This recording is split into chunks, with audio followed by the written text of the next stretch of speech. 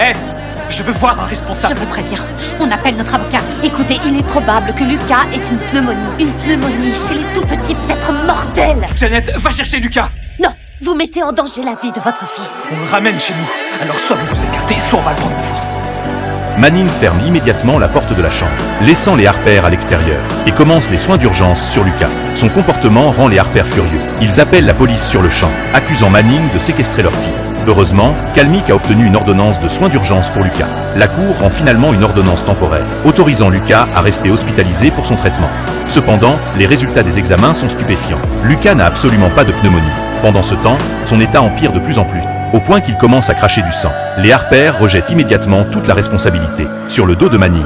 Son état n'arrête pas d'empirer avec tous les antibiotiques inutiles que vous lui donnez. Enlevez-lui tout de suite cette perfusion. On peut savoir ce qui se passe? Ils s'apprêtent à emmener leur fils de fort. Heureusement, Maggie appelle la sécurité à temps pour escorter les Harper hors de la chambre. Mais avant de partir, ils avertissent encore Manning de se tenir loin de leur fille. Mais Manning sait qu'elle n'a plus de marche arrière possible si elle ne trouve pas la cause. Cet enfant va vraiment mourir. Elle organise immédiatement des examens complémentaires. Au moment où le test va commencer, Maggie fait irruption dans la pièce.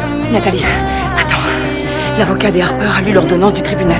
Il s'est rendu compte que t'avais commencé à soigner Lucas avant qu'on en fasse la demande. La police sera bientôt là. Manning sait que c'est sa dernière chance. Elle doit découvrir au plus vite la vraie cause de la maladie de Lucas. Il a une énorme inflammation des vaisseaux sanguins au niveau des voies respiratoires. C'est pas une infection des sinus. Ça ne l'a jamais été.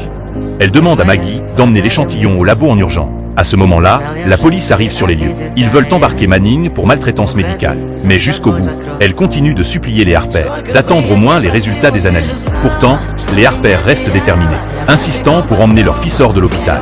Goodwin retrouve Madame Harper et tente patiemment de la convaincre. Tout ce que le docteur Manning a fait, c'est pour s'assurer que l'enfant soit sain et sauf. Finalement, Madame Harper commence à douter. Elle accepte que Lucas continue son traitement.